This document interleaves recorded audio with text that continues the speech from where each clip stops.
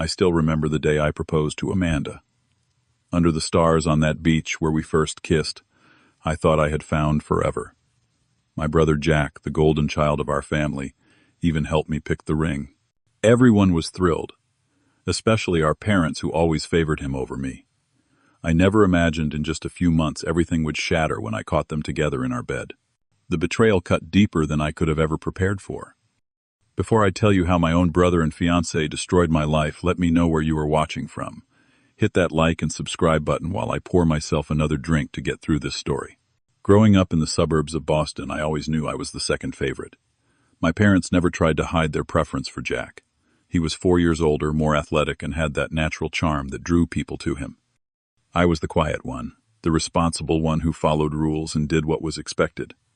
By the time I hit 30, I had built a stable life working for a mid-level tech company. The pay was decent, and I had managed to save enough for a small but comfortable apartment in a nice neighborhood. I was not setting the world on fire, but I had security and stability, which meant something to me after watching my dad struggle with finances when I was a kid. Jack, on the other hand, seemed to be living the dream. He worked for a flashy investment firm on Wall Street, drove an expensive sports car, and had a luxury apartment in the financial district. Our parents would gush about him at every family gathering, showing off photos of him with celebrities at charity events or talking about his latest bonus. What nobody talked about was how Jack was drowning in debt. He lived way beyond his means, taking out loans to maintain the appearance of success. Every few months, like clockwork, he would call me asking for money to cover some unexpected expense. And like the loyal brother I was, I always helped him out, never telling our parents about these financial bailouts. Just until my next bonus comes through, Leon, he would say, flashing that winning smile that got him out of trouble our entire lives. "You know I am good for it." I never saw a penny back, but what could I do? He was my brother. Our parents reinforced this dynamic at every turn. When we were kids, if I complained that Jack took my toys, Mom would say, "Be nice to your brother, Leon. Sharing is caring."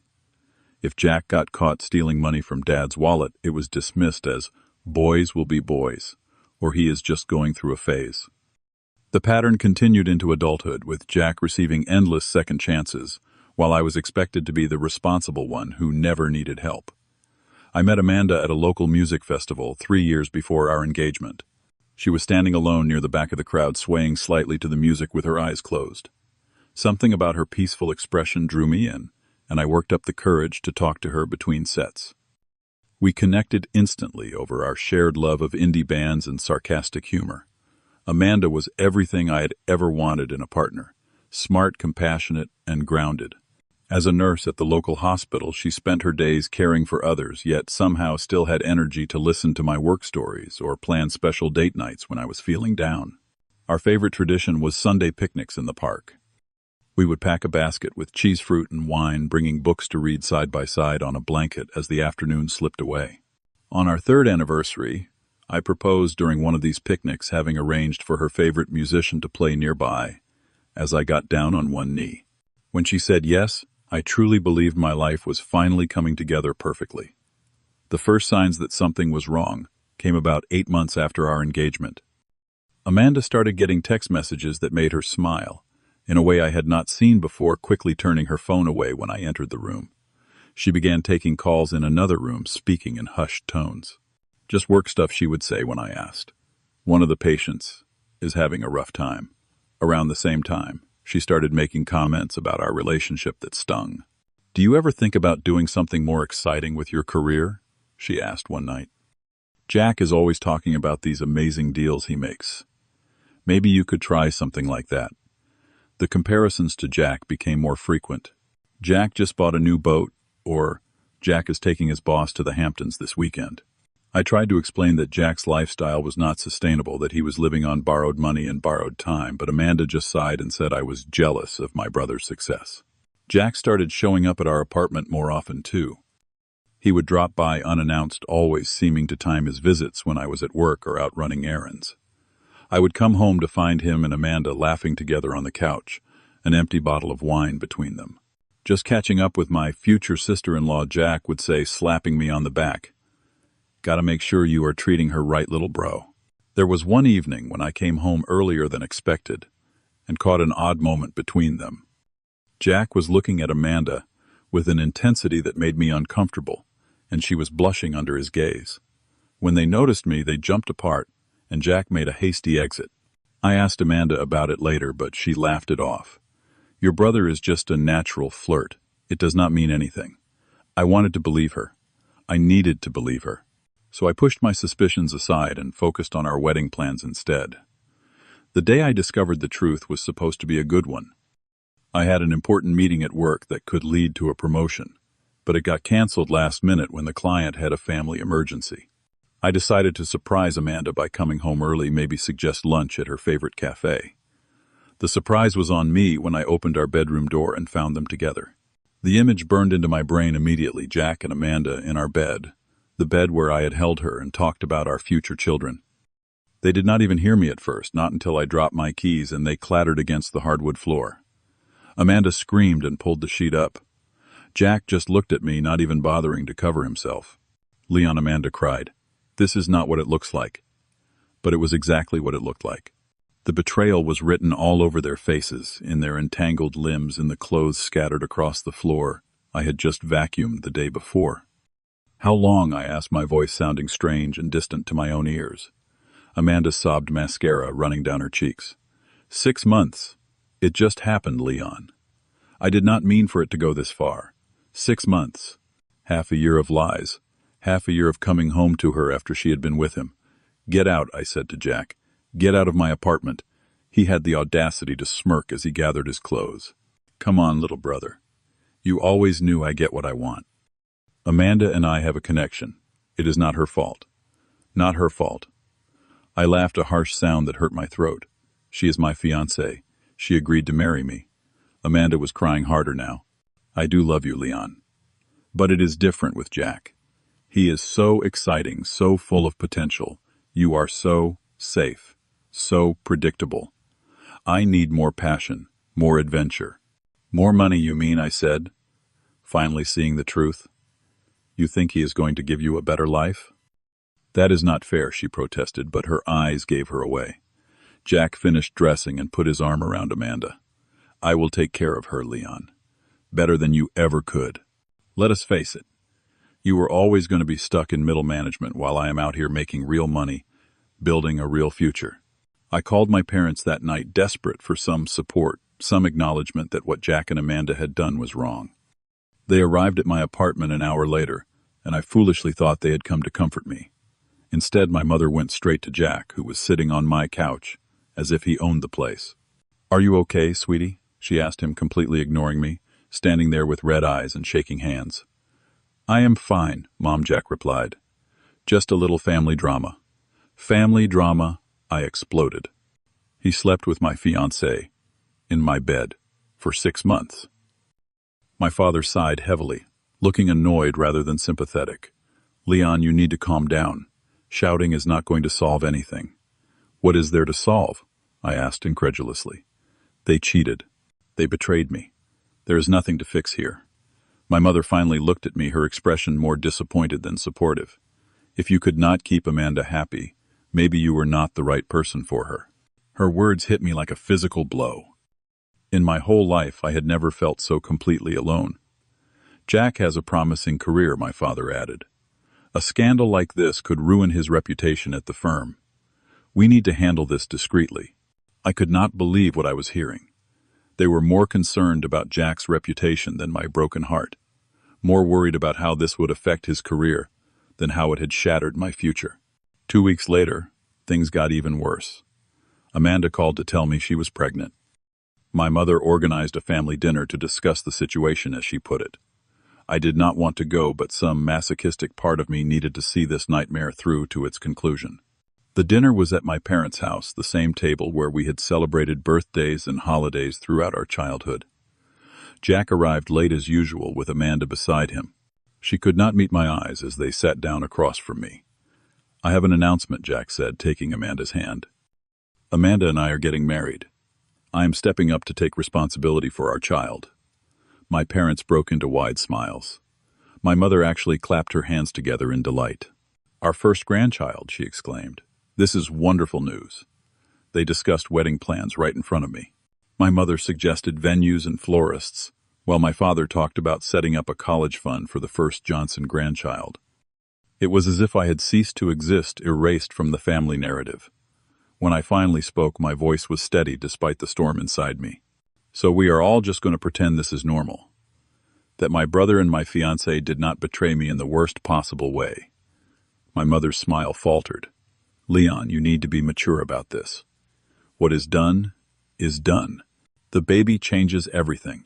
The baby does not change what they did, I insisted. Family comes first, my father said sternly. This child will be your niece or nephew, your blood. You need to put aside your hurt feelings for the good of the family. Put aside my feelings. My brother slept with my fiancée behind my back for months, and you expect me to just forgive and forget. My mother reached across the table, not quite touching my hand. We think it would be helpful if you could assist with the wedding plans. Show everyone that there are no hard feelings. I stared at her, unable to process what she was asking. You want me to help plan their wedding? Are you insane? Watch your tone, my father warned. If you cannot be supportive, if you insist on making trouble, then perhaps it would be better if you kept your distance from the family for a while. Is that a threat? I asked, standing up from the table. It is reality, he replied coldly. We will not let you ruin this for Jack and Amanda, because you cannot handle the fact that she chose your brother over you. I left that dinner knowing something fundamental had broken in my relationship with my family, something that might never be repaired. The next 6 months were the darkest of my life. I fell into a depression so profound I could barely get out of bed. I called in sick so many times I eventually lost my job. I stopped answering calls from friends. The wedding plans moved forward without me, and I heard through mutual acquaintances that they had a lovely ceremony at a vineyard my parents paid for. I could not stay in that city surrounded by memories and the constant fear of running into them. I packed what I could fit in my car and drove west with no real destination in mind. I ended up in Seattle, as far from Boston as I could reasonably go without leaving the country. For the first month I stayed in a cheap motel, barely eating, rarely sleeping. One night I found myself at a bar, staring into my fourth whiskey, when someone called my name. It was Sam, a former neighbor who had moved to Seattle years earlier. He took one look at me and knew something was wrong. You look like hell, man, he said, sliding onto the stool next to mine. What happened to you? The whole story came pouring out of me, probably incoherent through the alcohol and emotion. Sam listened without judgment, then insisted I come stay on his couch until I could find my footing. You cannot keep living like this, he told me. Trust me, I have been there. It will destroy you. Sam introduced me to a support group for people who had experienced similar betrayals. Sitting in that circle of strangers sharing stories of infidelity and family estrangement, I realized I was not alone. Their pain mirrored mine, but so did their resilience. That was where I met David, a successful tech entrepreneur who had gone through a nasty divorce after his wife cheated with his business partner. Instead of letting it destroy him, he had channeled his energy into building a new company. You have a background in software development, he asked after one meeting. I nodded. 7 years experience, though I have been unemployed recently. Come by my office tomorrow, he said, handing me a business card. I think I might have something for you. The something turned out to be a junior position at his startup. The pay was less than I was used to, but it was a chance to rebuild. I threw myself into the work, staying late, volunteering for the projects nobody else wanted. Slowly, I felt my confidence returning. With my first few paychecks, I found a tiny studio apartment. It was nothing special, but it was mine, a place to start over. I began taking online courses to update my tech skills, learning new programming languages and design principles. When a major project came up requiring these skills, I was ready. I am impressed, David told me after I successfully completed the project ahead of schedule. You have real potential, Leon. Those words meant more to me than he could know. For so long I had been the disappointing son, the inadequate fiancé, the bitter brother. Hearing someone believe in me reawakened something I thought was dead. Over the next 2 years, I climbed the ranks at David's company. I earned certifications in emerging technologies and took on increasingly complex projects.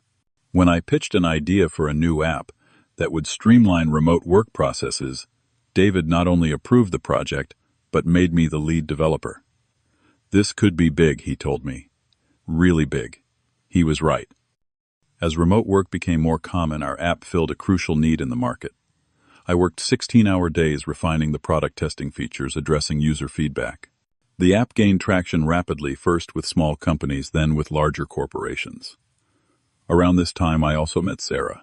She joined the company as a marketing director, and we ended up working closely together on promoting the app. She was brilliant, driven, and completely unimpressed by office politics. She called things as she saw them, which was refreshing after years of navigating my family's web of manipulations and half-truths. Our first date was supposed to be a quick coffee to discuss marketing strategies. It turned into dinner, then drinks, then a walk along the waterfront that lasted until sunrise.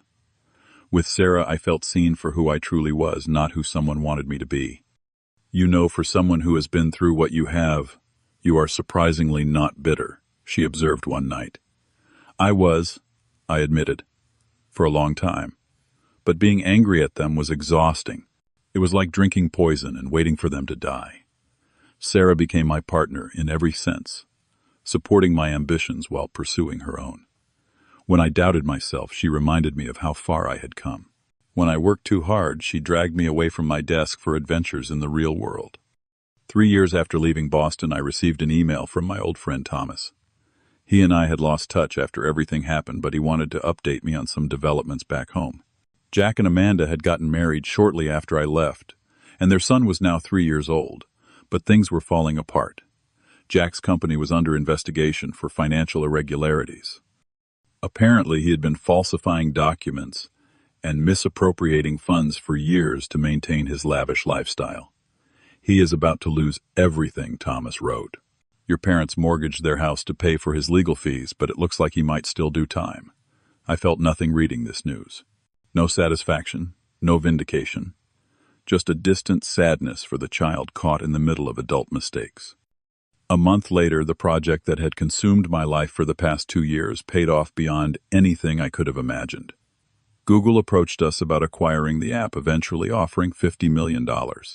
As the lead developer and project manager, I received a substantial portion of that sale, along with a position as Chief Technology Officer in the division that would continue developing the technology.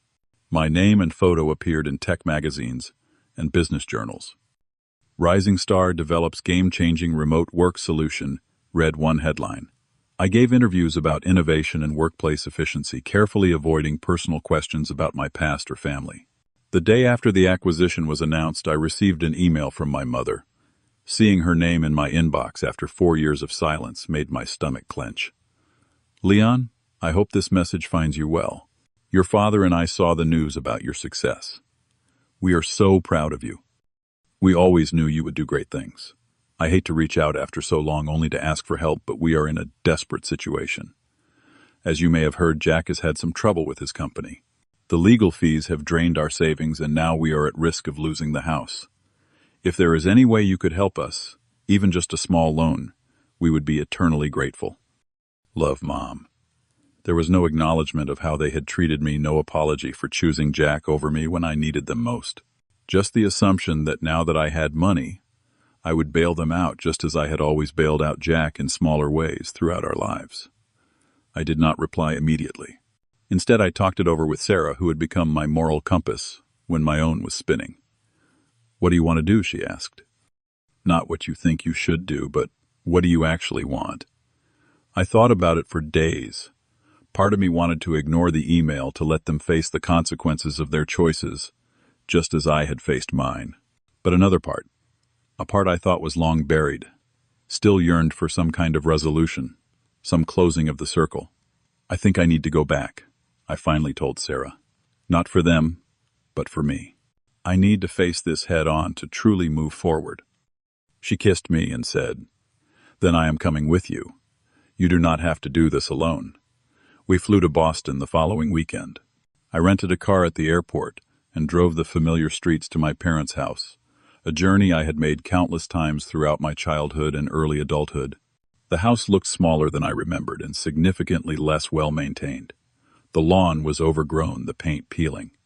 My mother answered the door, and I barely recognized her. She had aged a decade and 4 years, her hair completely gray, deep lines etched around her eyes and mouth. "Leon," she gasped, then burst into tears. "You came." My father appeared behind her, similarly aged and diminished. The strong, imposing man of my youth now stooped slightly, his confident demeanor replaced by a wary fragility. Inside the house was cluttered and dusty. Bills and legal papers were stacked on every surface. As we sat in the living room, the awkwardness was palpable. Sarah squeezed my hand supportively. "Where is Jack?" I finally asked. My mother's face crumpled. "We do not know. He left 6 months ago, when the indictments came down, cleared out his bank accounts and disappeared. We have not heard from him since. And Amanda. She lives in an apartment across town with Tyler, their son," my father said. "Jack. He was not kind to her toward the end. Drinking, gambling. She finally left him last year." I absorbed this information silently. The golden child had fallen, leaving destruction in his wake, just as I had always feared he would. "We are going to lose the house," my mother said, getting to the point of my visit. "The bank gave us 30 days. We have nowhere to go, Leon. No one else to turn to." I looked around the home where I had grown up, where I had never quite belonged, never quite measured up. Then I looked at my parents, these flawed, aging people who had failed me when I needed them most, but who were still undeniably my family. "I will help," I said finally. "But I have conditions." The first condition was honesty. A full acknowledgement of how their favoritism had hurt me, how their choices after Jack's betrayal had devastated me. It was not easy for them to face these truths, to admit they had failed as parents in fundamental ways. The conversation was painful, filled with tears and defensive arguments, but eventually they ran out of excuses. "We were wrong," my father finally said, his voice breaking. "We have always been wrong about Jack. We saw what we wanted to see, not what was really there." "We failed you," my mother added. "We chose him over you at every turn, even when he was clearly in the wrong. I do not know if you can ever forgive us, but we are truly sorry." Their apology could not erase the past, but it was a start, a foundation upon which we might build something new, something healthier. My second condition involved Amanda and Tyler. I insisted on meeting them not out of any desire to rekindle what was lost, but to make peace with that chapter of my life. Amanda was living in a small 2-bedroom apartment, working double shifts at the hospital to make ends meet. When she saw me at her door, she looked terrified, then resigned. "I deserve whatever you have come to say to me," she said, inviting me in. The apartment was modest but warm, filled with children's toys and artwork. Tyler was at preschool, she explained. She had photos of him on the wall, a smiling boy with curly hair and bright eyes. "I am sorry, Leon," she said after we sat down. "What Jack and I did to you was unforgivable. I got caught up in his charm, his promises, his lifestyle. I thought I was trading up." She laughed bitterly. "Turns out I traded the best man I ever knew for a liar and a cheat." I did not tell her it was okay, because it was not. But I did tell her I no longer carried anger toward her. "Life has a way of balancing the scales," I said. She told me how Jack had changed after they married, becoming controlling and eventually abusive, as his financial house of cards began to collapse.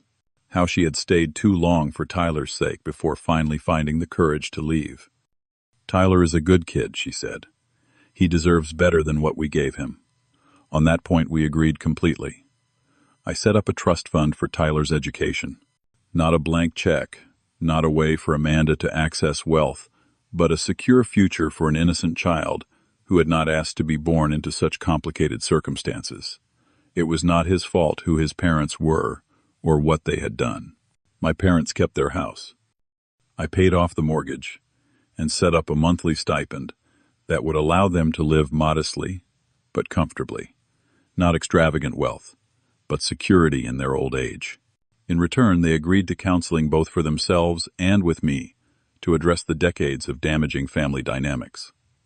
6 months after that first visit, I brought Sarah back to Boston and proposed at the harbor at sunset. She had been my rock, my compass, my partner in rebuilding a life I once thought was destroyed beyond repair. "Are you sure you want to get married?" she asked, knowing my history. "We could just stay as we are." "I am sure about you," I told her. "You showed me what real partnership looks like, what real love is." We kept the wedding small, just close friends and my parents, who were trying their best to be the parents I had always needed. They were not perfect. Our relationship was not perfect, but it was genuine, now built on truth rather than illusion. I never heard from Jack again. Sometimes I wondered where he went, if he found another family to manipulate, another life to parasitize. But those thoughts came less frequently as time passed. With some of my newfound wealth, I established a foundation, supporting victims of domestic abuse and betrayal trauma. The work became a way to transform my pain into purpose, to ensure something good came from something terrible. The most profound lesson in all of this was that true happiness comes not from others' approval or validation, but from within. For too long I had measured my worth by how my family saw me, by whether I was good enough in their eyes. Freedom came when I realized I did not need their approval to be whole. Success is not about revenge. It is not about proving others wrong, though that can be a powerful motivator in dark moments. Real success is about building a life of integrity, a life that reflects your own values rather than someone else's expectations. Healing is not a linear process. Some days the old wounds still ache, but those days grow fewer, as new memories accumulate, as new joy displaces old pain. You do not forget the lessons, but you do release the grip they have on your present and future. What is your story of betrayal and redemption? Have you ever had to rebuild your life after someone you trusted destroyed it? Leave a comment below and share your experience. Sometimes knowing we are not alone in our struggles is the first step toward healing. And if my story resonated with you, please hit that like button, subscribe to my channel, and share this video with someone who might need to hear that there is life after betrayal. Thank you for listening, and remember, sometimes the people who lose you are the ones who lose everything, while you find yourself.